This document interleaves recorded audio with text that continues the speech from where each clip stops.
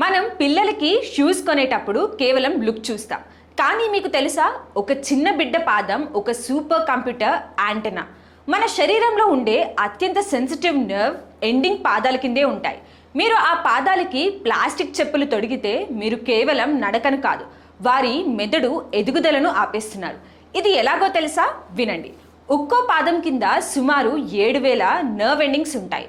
పిల్లలు నడుస్తున్నప్పుడు ఆ పాయింట్స్ స్టిమ్యులేట్ అయ్యి మెదడుకు సిగ్నల్ పంపిస్తాయి. దీన్నే సెన్సరీ ఫీడ్బ్యాక్ అంటారు.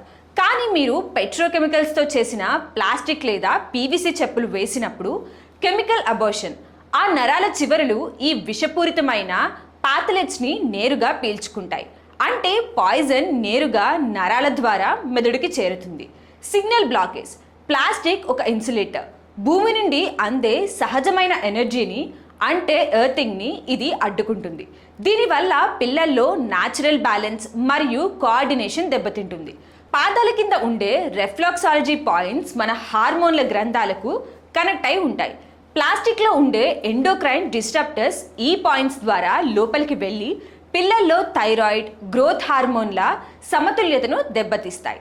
దీనివల్ల పిల్లలు త్వరగా అలసిపోవడం, చిరాకు పడటం మరియు ఏకాగ్రత లోపించడం జరుగుతాయి. మనం ఏదో చిన్న సమస్య అనుకుంటాం, కానీ అసలు కారణం ఆ ప్లాస్టిక్ చెప్పులే.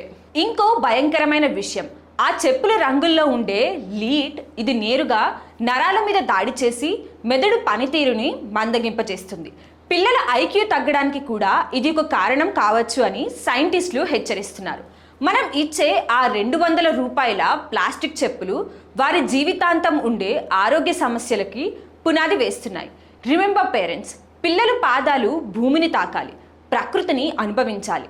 వీలైనంత వరకు మట్టిలో, గడ్డిలో ఖాళీ కాళ్ళతో నడవనివ్వండి.